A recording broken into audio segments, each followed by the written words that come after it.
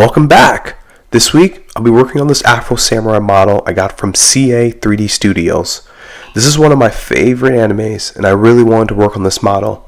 So stay tuned to see how I created this model. After acquiring the file, I loaded the torso, legs, and head to Lychee Slicer. I adjusted the positioning of the pieces and scaled them up to about 170%.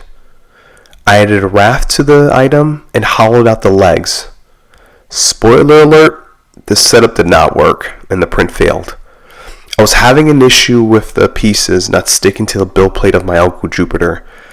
So what I did is I went in with my Elgu Saturn, which is much smaller, and I ran the print again with the pieces separately.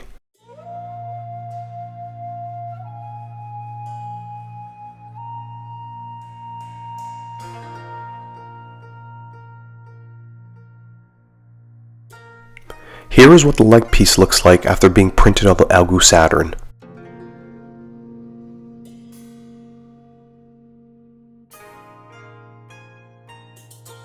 Here are the feet and the head pieces printed on the Saturn as well. If you plan on getting into 3D printing, whether it's filament or resin, one factor will always be true. You will have print failures. You can't get around them. All you can do is figure out what's wrong, fix it, and then run the prints again. This print failed 5 times on my Elgu Jupiter. I had to go in, change a few settings, level the plate again. I even took the build plate and scratched it up with some sandpaper. But finally, it was completed. A few supports did fall off, but the print was completed at that time. Once all the pieces were printed, I threw them into the Elgu Wash and Cure all in one machine. I used 70% or greater isopropyl alcohol, aka rubbing alcohol, in this bath. I run the bath for about 10 minutes.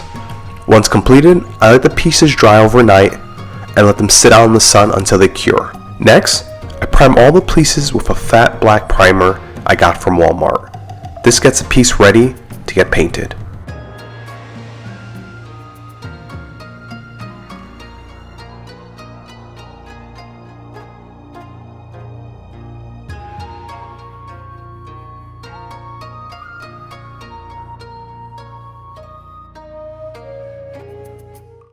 Once completely primed, the full model I printed on the Jupiter looked something like this.